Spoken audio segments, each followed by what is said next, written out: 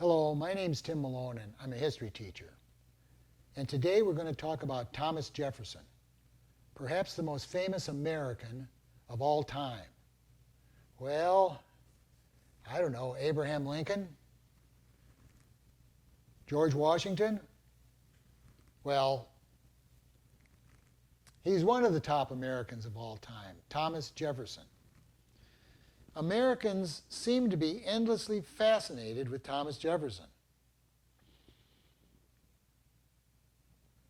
Here's a list from 2009 of the rankings of American presidents done by C-SPAN. And you can see Abraham Lincoln, perennial number one. And then George Washington and Franklin Roosevelt. These are the big three in American history. Abraham Lincoln, George Washington, and Franklin Roosevelt. As you can see, Thomas Jefferson is number 7, and he was number 7 in 2000. Jefferson, number 7, seventh best president, because Thomas Jefferson was president of the United States. He was the third president of the United States. Now what's interesting, one of the things that's interesting about Thomas Jefferson is that in his biography, in his obituary, let's say, in an encyclopedia article about Thomas Jefferson, the fact that he was president of the United States is not going to be the number one thing listed about him, which is kind of amazing. Now, you know, I studied journalism for a while in my life, way back when, and I remember in class learning how to write an obituary and how you always put the foremost of the person first. What were they, right? Now, like, you know, my wife is a nurse, but, you know, some years ago she served a 4-year term on the Boone County Board in Illinois. So probably in her obituary, that would be listed number 1. The highest position she occupied. She was on the Boone County Board. Now, we've had 46 presidents, and there's not a single one of them, except Jefferson, where that wouldn't be mentioned first. But Thomas Jefferson, no. The fact that he was president is not the top of his list of accomplishments. Well, what is? Well, he's considered to be the author of the Declaration of Independence. That trumps him being president in his list of accomplishments. He was the writer of the Declaration of Independence, the foundational document of our nation. But he was also the 3rd president. And here you can see he's considered the 7th best president. I don't know about that. You know, these listings, you know, again, a lot of historians take these newspaper listings, you know, and just shake their head. Pop history, you know, fluff. But I don't know. Again, as I've stated before, one of the things historians do is they rank the importance of events. One of the things historians do is they rank the importance of presidents. It's just part of the gig. You know, and I'm not going to back away from that, you know, and say, oh, C-SPAN, rankings of the presidents, you know. Thomas Jefferson, President of the United States. We'll come back to that. It has been said that Thomas Jefferson invented America. Whoa, that's pretty heavy. The inventor of America. What could this possibly mean? George Washington is described as the father of our country. But I guess you'd say that Thomas Jefferson was the intellectual or the ideological founder of the United States. All men are created equal. He wrote that in the Declaration of Independence. All men are created equal. Was there a more potent 5 words ever written? It's a good question. Certainly, Jefferson didn't make up that idea. That was in the air. Others had said that there's a basic equality of all human beings. But he popularized it. He put it in a document that has lived down through the ages. So Jefferson played a key role in the history of democracy, in the history of democratic republics. Jefferson, his ideology is described in a textbook as Republican agrarianism. That is, Jefferson favored farmers, agrarianism, and he was a Republican, favored a republic, a democratic republic.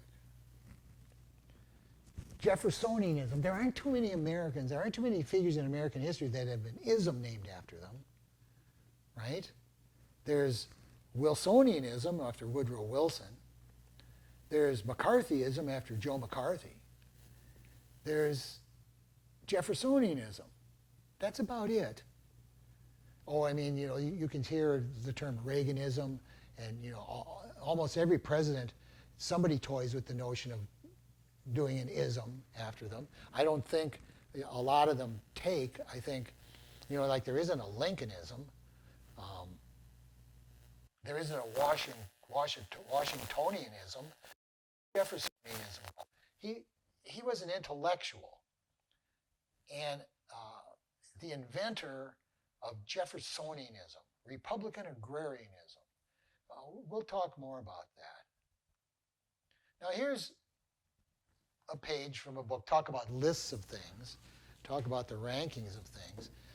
Here's a book put out in 2000 by Time Life, the Time Life Millennium, the most important events and people of the past 1,000 years, from 1000 to 2000. The 100 most important events and people of the past 1,000 years. And as you can see that I scanned in here, number 8, well here, let's just for fun, they count down from 100 to 1. 1, the invention of the printing press, the most important event of the millennium. Now you're saying, oh, come on, Time Life is a publisher. So of course, the printing press is their number 1 event of the millennium. But this is entirely defensible. Print changed everything. Print changed the way we think. I mean, there's a great book called The Print Revolution that sort of lays it out. And this is defensible. Number 2, Columbus, 1492. Oh, come on, as an American, that's number 1, right? And you can make a defense that that's number 1. Number 3, Protestant Reformation, Martin Luther. I don't know about that, I guess. 4, the Industrial Revolution. Oh, this is number 1. This is number 1. Now, we'll talk about the Industrial Revolution in a lecture coming up and the fundamental changes that made in everything. Number 5, Galileo's telescope. I don't even know what it means. The invention of the telescope, and Copernicus, and the sun's the center of the solar system. I guess that's important. Number 6, you can make germ theory. You could make that number 1, couldn't you? Because boy, the diseases used to ravage Homo sapiens, and the discovery that many of the noxious diseases are caused by these little itty-bitty animals that you can't see. Boy, you'd get burned at the stake at some points in history if you would have gone back and said during bubonic plague, you would have said, hey, this is caused by little itty-bitty animals you can't see, and let's clean this place up. And they'd say, off with his head, burned at the stake, right? And then gunpowder weapons is number 7. Another technological innovation. And then here we are, the American Revolution, the 8th most important event of the millennium. And that's defensible. It's defensible. You could even argue it should be higher, right? Democracy, human rights, constitutionalism. We went through that, right? This is again, a lot of serious historians would say, come on, Malone, this is pop history, you know. This is fluff for the masses. But I don't know. Again, let me repeat. Historians rank the importance of events. It's part of it. Okay? And then in the back here, they have the 100 most important people of the millennium. And guess who they had number one? The most important person of the millennium. Edison. Whoa. Thomas Edison. He invented the light bulb. He cast out the darkness. He turned night into day. Oh, that's the stuff of demigods, isn't it? You know? So I guess that's defensible. Christopher Columbus is number two, right? And then Martin Luther, Galileo, Da Vinci, Isaac Newton, Magellan. Magellan is number 7. Pasteur, oh yeah, germ theory. Darwin, and then number 10, Thomas Jefferson, the 10th most important person of the millennium. Were it not for his mind and his pen, the world might have witnessed one more bloody revolution signifying nothing. A lawyer by trade, a pioneer of American architecture, a president who spurred Western expansion, a slave owner who opposed slavery, Thomas Jefferson embodied many of the aspirations and some of the contradictions of a newborn nation. It was self-evident truth, wrote the 33-year-old Virginian, that all men are created equal. Natural law, the right to life, liberty, and pursuit of happiness became the New World blueprint. It remains an alluring goal for nations around the world. Wow. Thomas Jefferson, 10th most important person of the millennium. Number one, he's the first American mentioned in that list of 100. I mean, George Washington ends up on there, and Abraham Lincoln ends up on there, but they put Jefferson first. And here you can see that the page that I just showed you where he's ranked 10th. Now, Thomas Jefferson is often described as a genius. He was multi-talented, an architect, a naturalist, a philosopher, and a politician. It's interesting. That's from a textbook. And it's my observation that recently, in the last 30 or 40 years, this emphasis on his multi-talented status has kind of come to the fore. His naturalist, architect, philosopher, as opposed to the last one mentioned there, politician. And here I'd like to introduce the idea that Thomas Jefferson is famous because he was a master politician. He was a master politician. Now we don't like the term politician, America. But Jefferson was a politician. He and his buddy James Madison founded the first political party in the United States, the Democratic Republicans. The first organized, down to the precinct level, political party. Thomas Jefferson. And this is despite the fact that he was a terrible orator. He didn't have much charisma in person. He was a behind-the-scenes organizer. He was a behind-the-scenes person. And yet, he founded a political party, and within 10 years elected himself as the head of that party president. It was quite a feat. Now, he had a great accomplice in James Madison, who was also a genius. But we tend to want to think of him now as multi-talented. And Jefferson, in my erstwhile dissertation, right, which I never finished, so I don't have a PhD, my dissertation was approved, ABD, they call it, all but dissertation. And the chapter that I had, I was going to write on American agrarianism because I'm a farm boy, and revolutionary agrarianism. And so I had a chapter on Jefferson. So I'm in that cadre of Jefferson scholars, minor, minimal, studied Jefferson. Jefferson scholars are kind of their own little subdivision of American historians. Jefferson scholars, right? Dumas Malone, my namesake, no relation, 7-volume biography of Jefferson. They're their own little niche, Jefferson scholars. And they tend to, as time went by, they tend to concentrate on Jefferson's multi-talented aspect and less on his political life, it seems to me. But Jefferson is a strange character. Now, he provoked vehement opposition when he went against the Federalists, when he founded his political party and went against Hamilton's Federalists, who are not generally described as an organized political party, the Federalists. They're more a movement. And, Jefferson's enemies, the scurrilous stuff they wrote about him. It was hard-nosed politics back then, right? And some people say, or someone say, that Jefferson was utterly humorless. Now, that's impossible, isn't it? There's no human being utterly humorless, is it? But why would they say that?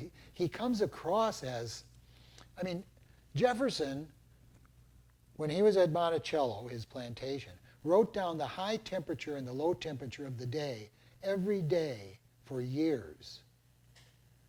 Now, who the hell does that? Right? He's obsessive compulsive. He wrote 50,000 letters in his life. Right? Now there was a letter-writing society, but, he wrote lots of letters. And here's the thing, he was an inventor. He invented the dumbwaiter, the thing you roll up beside the table. Jefferson invented that. He invented the lazy Susan in the table where you spin it. He invented that. He was an inventor. And he also invented what he called a mimeograph machine. I saw it. I went to Monticello and I saw this thing. They still have it on his desk, and it's like levers and pivot points. And they were writing with quill pens back then. He'd put his hand in this thing, Jefferson, and he'd write a letter and make a copy of it over here. He made copies of all his letters. Now, who the hell does that? Somebody who thinks he's important? There's a book recent, well, not that recent now, by Ellis called American Sphinx, about Thomas Jefferson, that he's just impenetrable. His personality is impenetrable, right? And he doesn't come across as a normal person in a lot of ways. He comes across as an obsessive, compulsive record keeper and letter writer, and he was operating on some sort of level that most of us don't. And therefore very interesting character in American history. But again, he was a politician. He was elected president. He founded the first modern political party. That's what some historians say. And that political party, by the way, is still in existence. The Democratic Party of the United States, the oldest political party in the world. We think about this as the new country, the new nation, right? But we have the oldest political party. Now, the Democratic Party has gone through some changes. The Democratic Party today is not Jefferson's party, and it's not the party of Jefferson Davis. The president of the Confederacy had been a Democrat. In fact, there's a lot of nonsense about this today. The Democrats founded the Ku Klux Klan.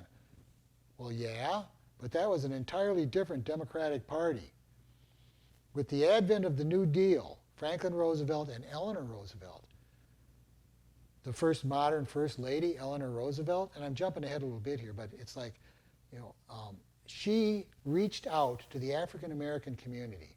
And over the course of the 12 years that Franklin Roosevelt was president, Eleanor Roosevelt and Franklin, but not so much, he laid back, right, reached out to the African American community because, of course, from the time of the Civil War up until the New Deal, African Americans voted overwhelmingly Republican because Lincoln was a Republican. Lincoln had won the war.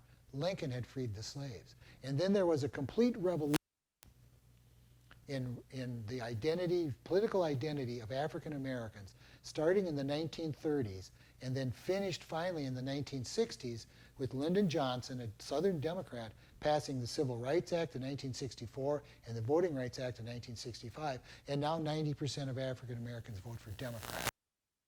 And Southern Democrats, the Ku Klux Klan type, went Republican. There was a complete revolution of the racial identity of the parties in the 1950s and 1960s. And how that is missed by anybody is beyond me. But, and of course, Jefferson was a slave owner. We're going to get to that, right? Jefferson was the third president of the United States. We talked about that. And why is he ranked number 7 out of 40 some? That's a good question because, you can cast his presidency as not much of a success, especially the way it ended. Most famous for the Louisiana Purchase in 1803. The Louisiana Purchase, which Jefferson, the lawyer, and constitutionalists thought was unconstitutional because there's no provision in the Constitution for the country to buy additional territory. Jefferson, when it became obvious that Napoleon Bonaparte wanted to sell Louisiana Purchase, Mississippi River and the Rocky Mountains, right? We got the 13 original colonies, Appalachian Mountains, the bit that was thrown in at the peace treaty table between the Appalachians and the Mississippi River, and then the Mississippi River to the Rocky Mountains, the Louisiana Purchase. Thought it was unconstitutional, but he got over his scruples when it turned out that it was going to be such a good deal. He doubled the size of the country with the Louisiana Purchase. Now, again, let's keep in mind Native Americans. Did the Sioux in North Dakota in 1803 consent to the sale of their land from France to the United States? Of course not. Right? We have to keep that in mind. There were no Americans, or very few, some fur trappers, in this area. And yet that's the treaty game. That's the way it was played, right? The European countries and now the new United States buying and selling other people's land at the drop of a hat. The Louisiana Purchase. He also, Jefferson, and again, see, Jefferson is generally thought of as a strict constructionist, as the Constitution allows these things and only these things. And yet, when the time comes to purchase Louisiana, well, not so much, right? Let's bend the rules to get this great deal.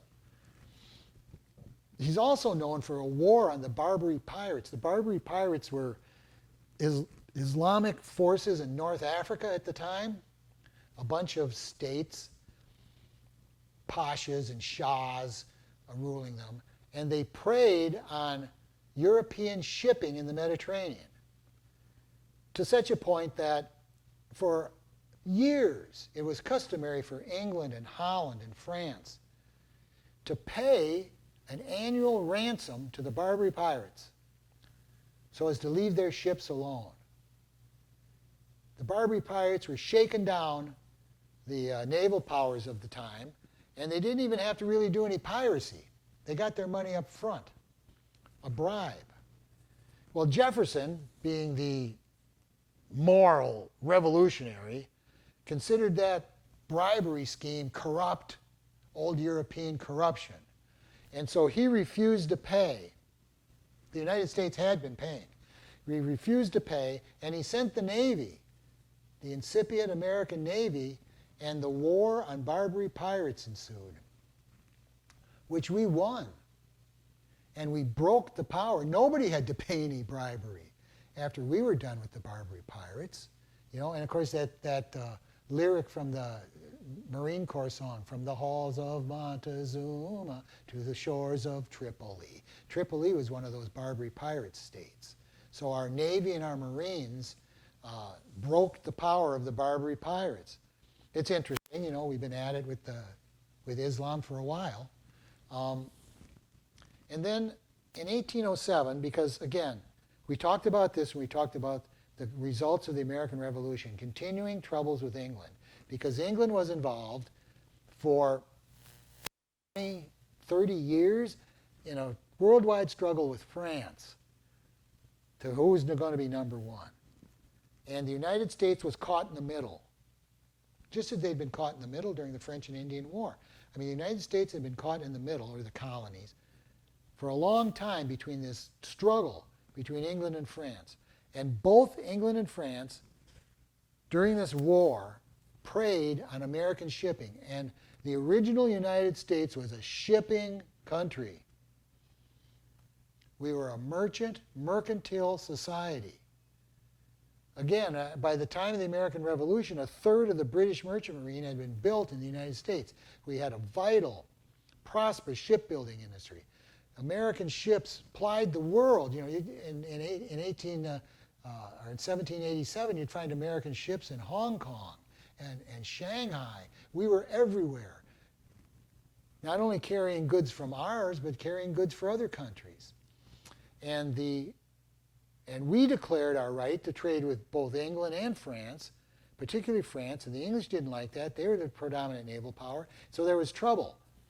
We almost declared war on France under John Adams in the 1790s to stop them from preying on our shipping. And in 1812, James Madison will declare war on England with the pretext being we got to stop this preying on our shipping. In 1807, in the midst of this war between England and France, Jefferson decided that the best way to solve the problem was to stop all trade. We would stop all trade unilaterally. The United States would embargo all trade. We'd tie up all our ships. Whoa.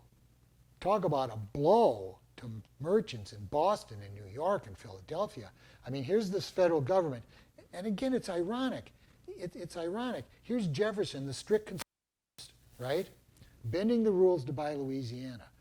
Waging the first presidential war against the Barbary pirates. Jefferson didn't ask for a declaration of war on the Barbary pirates. As commander-in-chief, he sent the fleet on his say-so. It's the first presidential war, Jefferson's war on the Barbary pirates. And now we have him having Congress. See, Jefferson's Democratic-Republican Party so dominated the House and the Senate that he could get anything he wanted passed, Jefferson. And in 1807, he has them pass the Embargo Act, a prohibition against all American ships will be tied up. Now, Jefferson thought that this would be a peaceful way to bring England and France to peace, because he thought that American shipping and American commerce was so important to the world and to both belligerents that if we unilaterally stopped it, we'd force them to some sort of compromise. That didn't turn out to be true at all. He overestimated. And boy, did it ever create trouble. Did it ever create, I mean, they didn't have public opinion polling back then. But Jefferson, the Embargo Act, whoosh, you know, he would have plummeted. And he leaves office in 1809 to his successor, James Madison. And it's funny because Jefferson has the Congress repeal the Embargo Act like a month or two before Madison comes in as president, because he doesn't want, he realizes it's a mistake. He doesn't want to saddle his successor, Madison, his hand-picked successor, Madison, with this disastrous policy of the embargo. So, I don't know, seventh best president leaving under a cloud like that, having pursued an embargo policy that turned out to be a disaster. I don't know. Again, American history has been very sympathetic to Jefferson over the course of decades.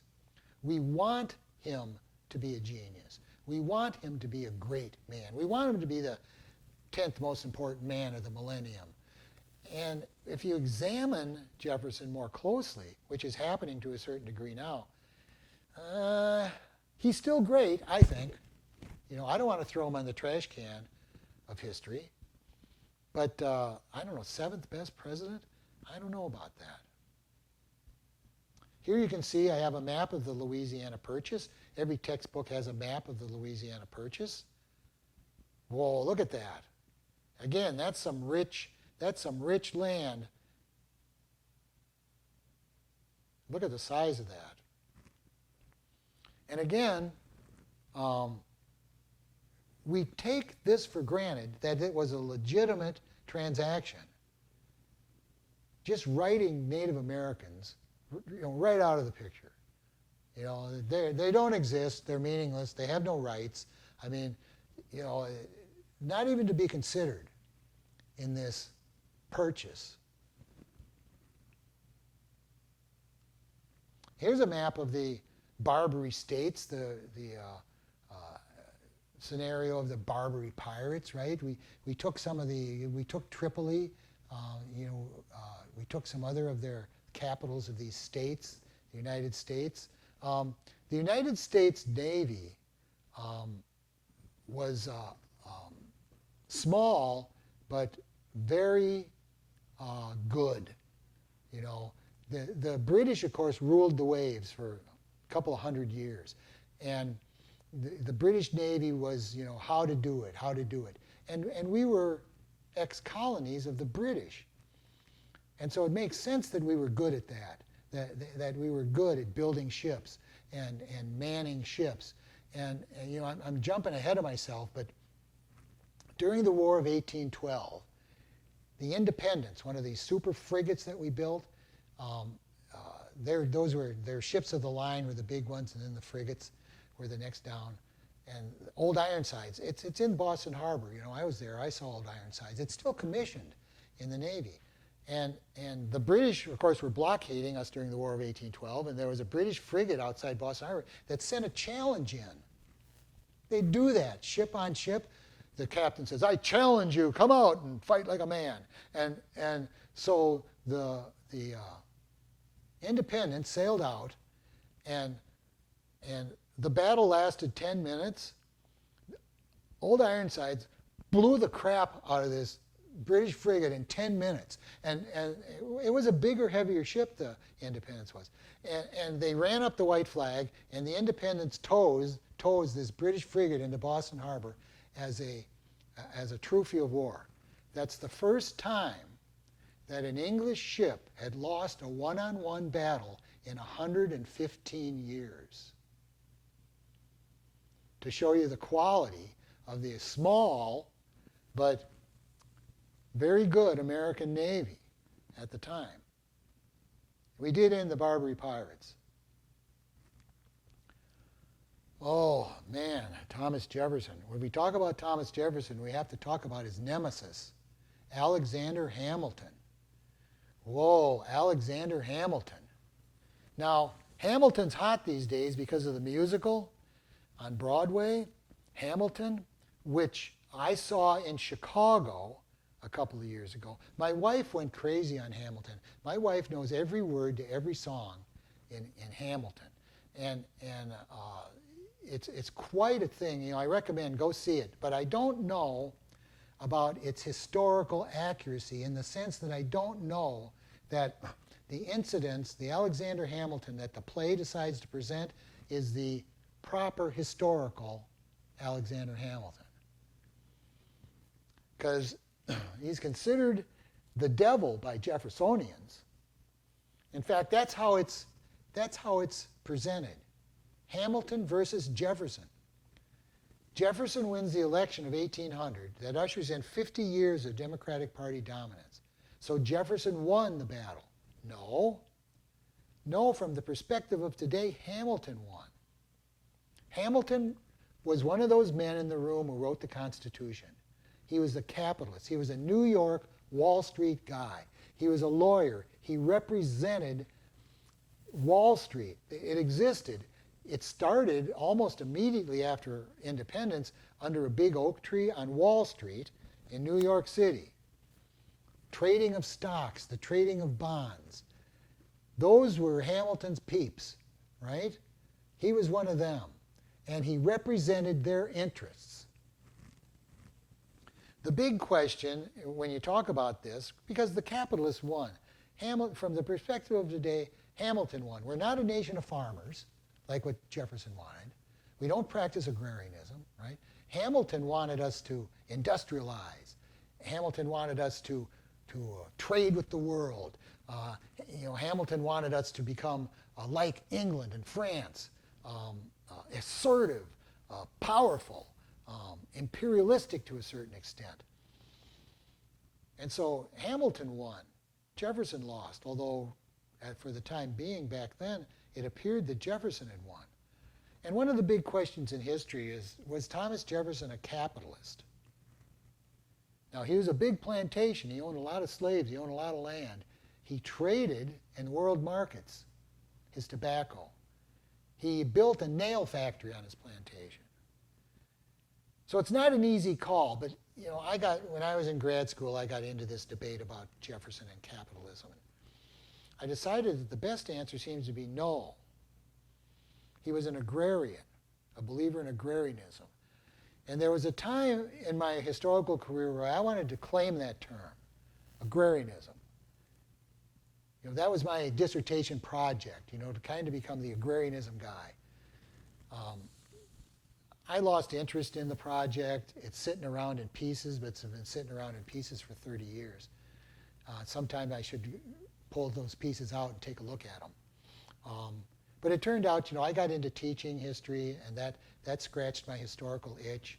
And, I just couldn't follow through on the research aspect of it. But I am a bit of a Jefferson scholar.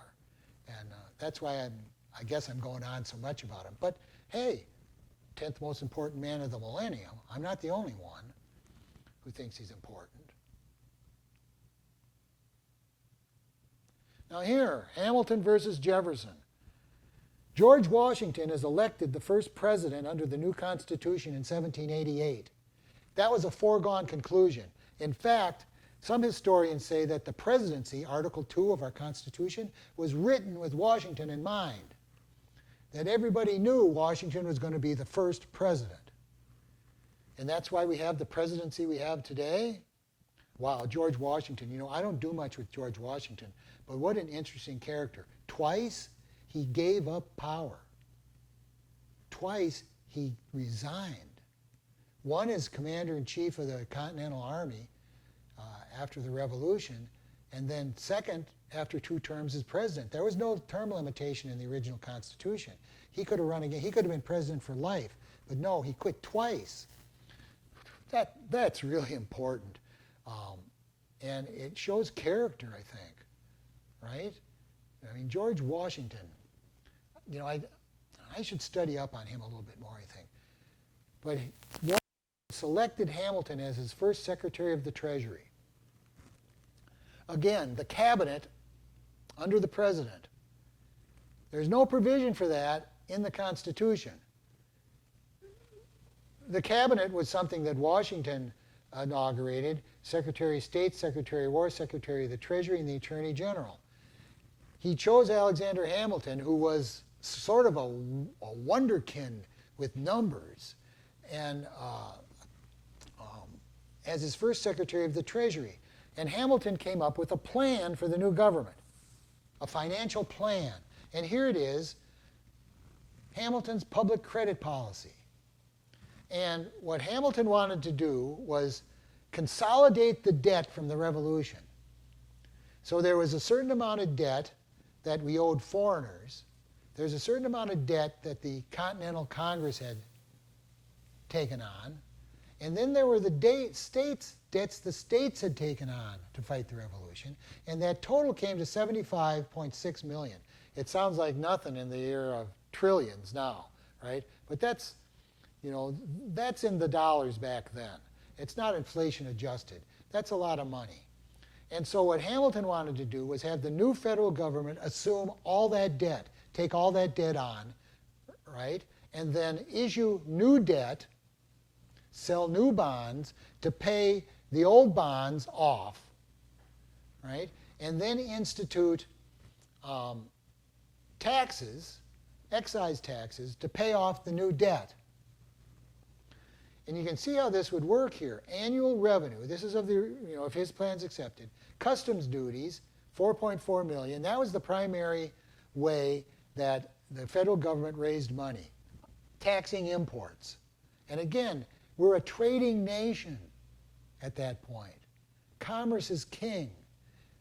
American ships are everywhere. Foreign ships are coming to the United States. Then excise taxes, that's sales tax, and miscellaneous, total revenue, $5.6 million. Then the expenditures, the interest on the new debt is $4.6 million of that goes to the debt, and all the rest of the government is $1 million. Jefferson and the agrarians, Jefferson and his new party, Democratic Republicans, and by the way, Thomas Jefferson is the first Secretary of State. Both Hamilton and Jefferson are in the first cabinet. Jefferson freaks out. What? The new federal government is going to tax and use 5/6 of the tax money to pay off these new bonds? And who holds the new bonds? Well, who holds bonds today, right? The rich. Hamilton's Wall Street buddies buy these bonds. And the debt that's consolidated, like the domestic debt there you see, 42.4 million, those bonds had been being sold person to person at a fraction of their face value. Because everybody was like, well, the Continental Congress and the Confederation Congress are never going to pay this debt off, right?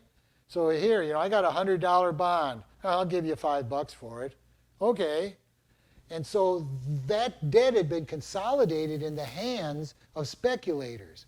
Hamilton's plan was he was going to pay the $100 face value for all of them.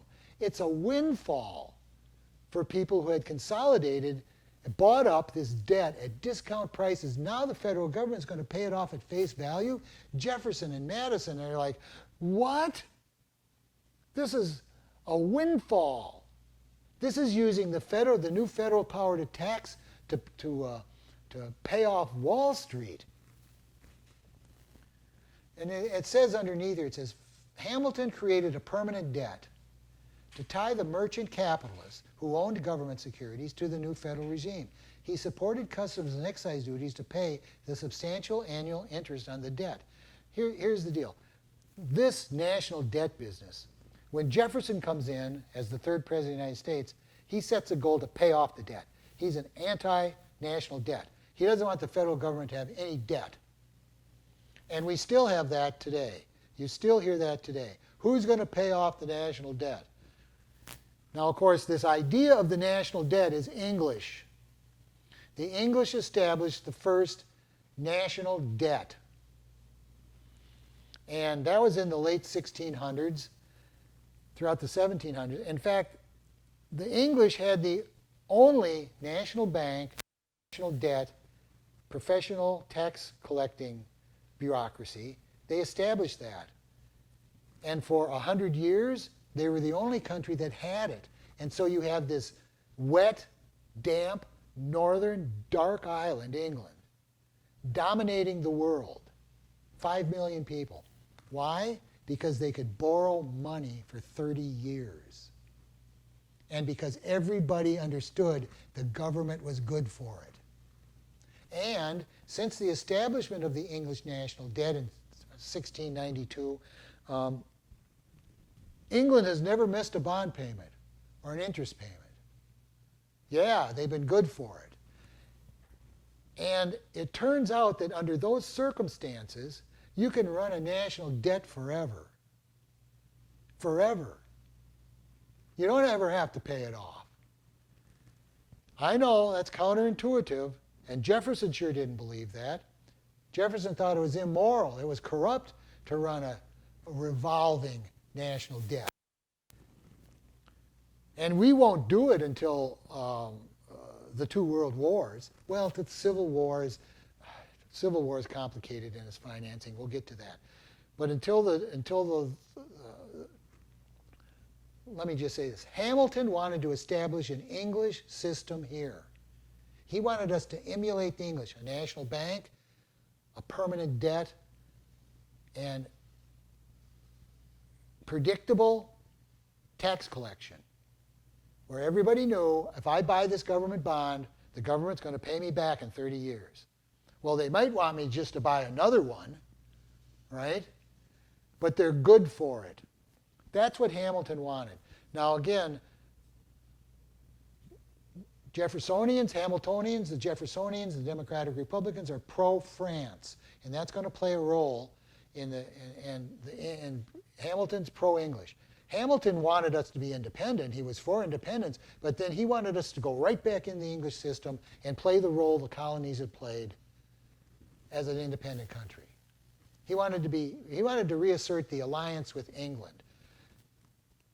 Jefferson and the Jeffersonians, and most Americans, I think, at the time, Hamilton's view of us going right back into the English system was a minority view, but a view of the merchants and the rich. The Jeffersonians, the Anti-Federalists, the Democratic Republicans were much more sympathetic to France. Well, France had been our ally, right? Our first ally. And then the French Revolution comes, and in the early stages, the French Revolution was obviously trying to emulate our revolution, so that gained sympathy. Now, the French Revolution will, within a couple of years, take a path of its own and not be a lot like our revolution. This is Hamilton's financial plan, and it appalls Jefferson. And Jefferson leaves the government. He stalks out as Secretary of State, and he and James Madison form the Democratic Republicans. That's their solution.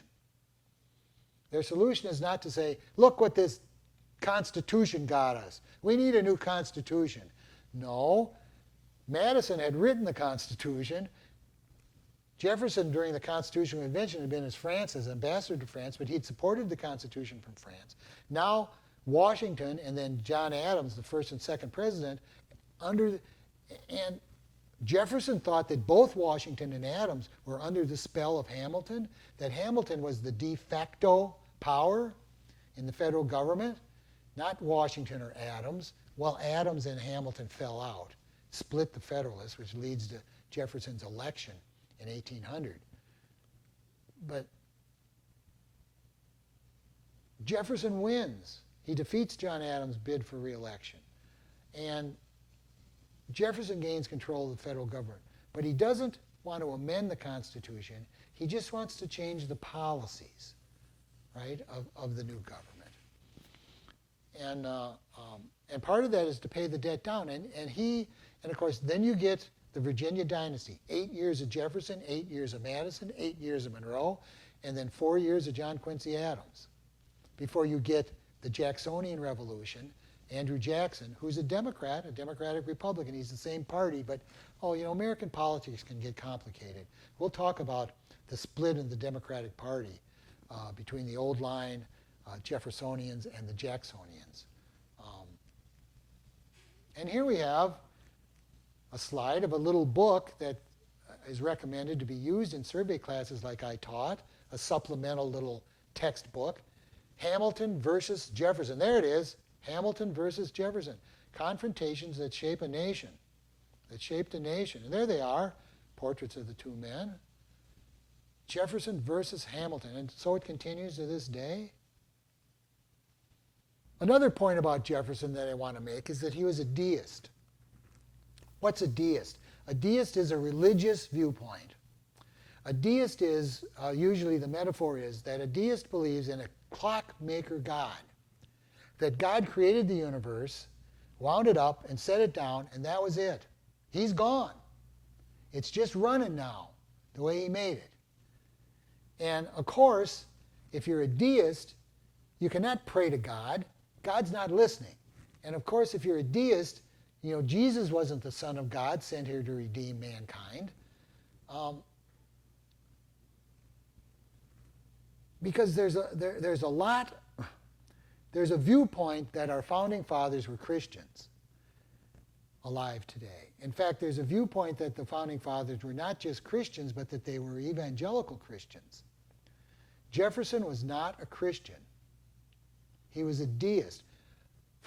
Benjamin Franklin was a deist. George Washington was a deist. James Madison was a deist. It was kind of an intellectual trend at the time, an intellectual trend amongst Enlightenment thinkers, deism.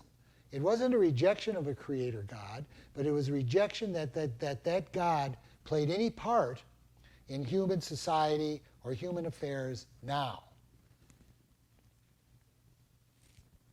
And it's Jefferson wrote his own Bible. He took the time to take the New Testament and take out all the miracles and all the references to Jesus as the Son of God. And it's called Jefferson's Bible because Jefferson would say he admired the teachings of Jesus. I got into it with a professor in grad school, He said that meant that he admired the teachings of Jesus, that he was a Christian. And I said, it is not. You got to believe Christ was the Son of God sent here to redeem mankind, to be a Christian. He can't just be a great teacher, and that makes you a Christian. Jefferson was a deist. There's just no doubt about that. Now, again, we're in a period now where Confederate statues of Confederates are being dethroned. Teddy Roosevelt is being dethroned in places for his racist views. There's no doubt that Jefferson was a racist. In his book, Notes on the State of Virginia, he makes some really obnoxiously racist observations about black people. And that's sort of in the air now, right? This reckoning that, slave owners, right? And again, Jefferson and Sally Hemings, it's rape, right? We have to presume that. That's where we start with a relationship like that. He owned her. She couldn't say no. We're kind of in that territory. Now again, Annette Gordon Reed, we talked about, she thinks that there was that a slave could have a relationship. She thinks that, Annette Gordon Reed. And I'm with her, all right? But, can you rape someone for 30 years? I don't know, maybe. The story seems more complex than that. Very complex than that. But I'm torn on this issue. Again, the idea that slavery should be presented in stark good versus evil terms, I understand that. But that sort of notion kind of dehumanizes the slaves, doesn't it? I mean, slaves had a certain amount of human agency, didn't they? You remember the movie 12 Years a Slave, where that slave from New Hampshire, or that this is in the 1830s, that black man from Vermont went to Richmond, Virginia, kidnapped and sold back into slavery and served 12 years as a slave. Well, he was literate and a skilled carpenter. And the series of masters that South when he was re-enslaved, they recognized this. They gave him a crew. They gave him the blueprints, the buildings, and they sent him out on his own to construct buildings, to supervise a crew. He had a certain amount of agency. Slavery wasn't again, you get in trouble today for presenting this, what seems to me to be an obvious point. I'm not defending slavery, boy, oh boy, I'm not. But had agency. So Sally Hemings had a certain amount of agency, and she could be in a mutually beneficial relationship with Jefferson. Oh man. Annette Gordon Reed thinks so. And I'm kind of with her. But here's an example, this article, The Monster of Monticello by Paul Finkelman, that appeared in the New York Times in 2012. And here are some quotes. Americans seem unwilling to confront the ugly truth. The third president was a creepy, brutal hypocrite. Jefferson was deeply racist and deeply committed to the institution of slavery. Got to say that's true, although he wrote against slavery. He was not a particularly kind master. That's another thing that's sort of the Jeffersonian myth. Oh, Jefferson was a good slave master. He was normal. He was typical. He hired patrollers to go after escaped slaves and beat the hell out of them when they catch them, right? He had flogged, not very many, but he did. He wasn't the kindest master. Neither was George Washington. Jefferson proposed, for example, that freed blacks in Virginia be denied the rights of citizenship. Here's the all men are created equal, the natural rights of man guy, who supported legislation in Virginia that would have denied freed blacks citizenship rights. That's Finkelman's argument, right? Here's a counterpoint, though, by Ta-Nehisi Coates, who's a black intellectual. He wrote a book, Advice I'd Give My Son About Being Black in America, a noted black intellectual in The Atlantic in 2012. Jefferson was more than a man of his times. Part of what makes Jefferson fascinating and great is that perhaps more than anyone of his generation, he articulated in writing the moral and practical problems of slavery. And again, I talked about this. In the Notes on the State of Virginia, Jefferson writes an eloquent passage about how slavery corrupts the morals and the worldview. It corrupts everything. And he says it's bound to go away. It's inevitable. Slavery's doomed, and it ought to be doomed. It's corrupt. It corrupts master and slave. It corrupts everybody. It corrupts the culture. At some point, this is Coates again, Americans are going to have to develop something beyond an infantile desire to know if Daddy, and it's an interesting rhetorical device, he's talking about founding father Jefferson, right? If Daddy was a good guy or a bad guy. In fact, Daddy was an avowed white supremacist whose words helped inspire the black freedom movement. Yeah, contradiction, right? We have to get over this. The founding fathers were good or evil, right? It's more nuanced than that. And then finally, Thomas Jefferson, the man and the idea, is complex and thus a truly great subject for historical study. You can see, I'm in that Jeffersonian scholar. I worked on Jefferson, and I agree. I just, he's fascinating, and I don't mean to get him off the hook by saying that about him. He's a true American in that he's a hypocrite, and he's good and bad. Thomas Jefferson, he's an excellent subject to study.